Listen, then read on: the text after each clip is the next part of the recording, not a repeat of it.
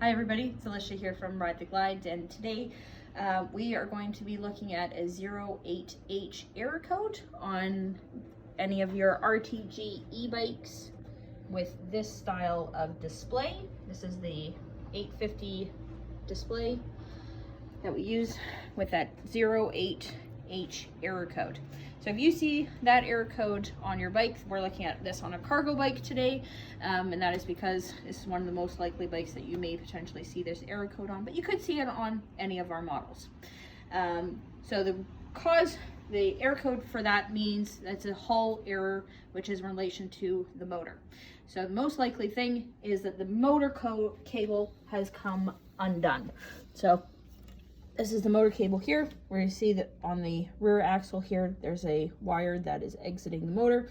We're gonna follow that forwards, and we're gonna come to a plug here. And all of our e-bikes are going to have either a plug this size or a slightly larger one on the XTs and XXTs.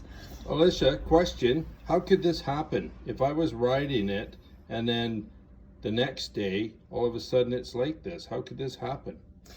And this motor cable can come unplugged for a couple of different reasons. So on this particular bike, being the cargo bike, of course your kids are going to sit in the back here. Their feet are going to be down on this plate. Their feet may not even be long enough to reach it. So they may be kind of kicking up around more around here. They could be putting their foot and pulling on this cable here. So now you see that this has come undone. We can even see the plug pins a little bit right there.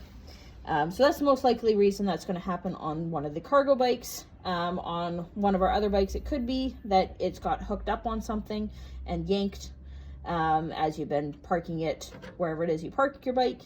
It could also be that you've maybe taken your bike to a shop to have a flat tire repaired, and you go and turn your bike back on, and now you have that 08H error code. And that is going to be that the shop did not plug your motor cable back in when they were done fixing your bike. Alicia, another question. What's the purpose of those arrows? The purpose of these arrows is to show you the proper alignment when you plug this plug in. So when we get to plugging this plug back in, that is going to be very important information. They are not always bright white like this. Sometimes they're just going to be black, and you're going to have to look for them. On this particular bike, they are bright white, and it's very easy to see, as you can see in the video here, but they are not always easy to see, and you may have to actively look for them, but they are very important. So when we'll get into that when we actually plug this in. On this particular model, to get this properly snugly plugged back in, we're going to need a wire cut, side cutter, or some other sharp tool that's going to be safe to use, like scissors, and potentially 2 zap straps. I've got one extra just in case, but we're definitely going to need one. On this model right here, we're going to cut that zap strap so that we can access the plug. Alicia, why do we have to have that zap strap on there? It's a good question, Michael. We need to have that zap strap on here. For this one, it goes all the way around. Some of them are going to have a little bracket under here where it's just a small little zap strap that just holds the cable there. But we need to have some sort of attachment to the frame for this motor cable so that it is more protected. If this was just flopping around loose here, especially on this cargo bike, it's even more likely that your kid is going to hook their foot on it and yank it loose, or that as you're moving around with your bike on a day-to-day basis, that it could get hung up on something and pulled on. And then you're much more likely to have this come unplugged or to create damage where the motor wire enters the axle here. So that zap strap being on there is quite important for security of this cable.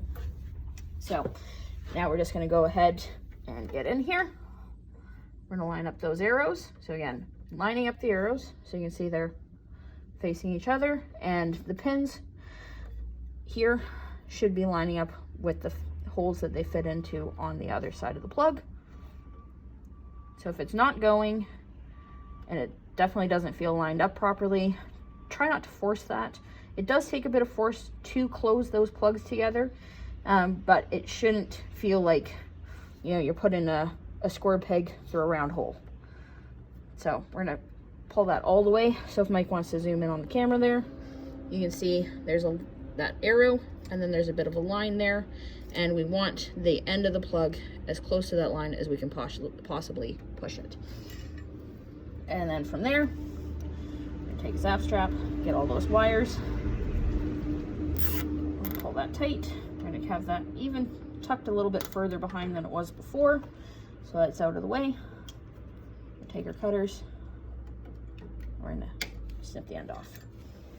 So we'll turn the bike back on up here.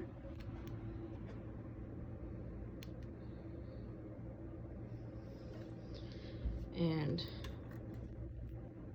as you can see, there's no error code. We'll try the throttle, and the motor works. So that's now resolved the error code, and we can continue on. So here we are just on one of our other bikes. So you can see this one's got the little tab on the bottom where you zap strap that, but same idea with the same plug.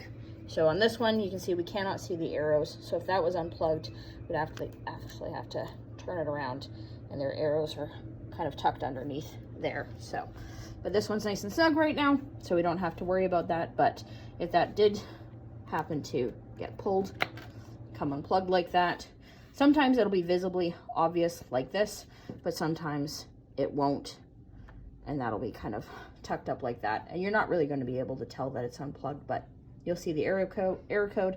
That's the first thing to check.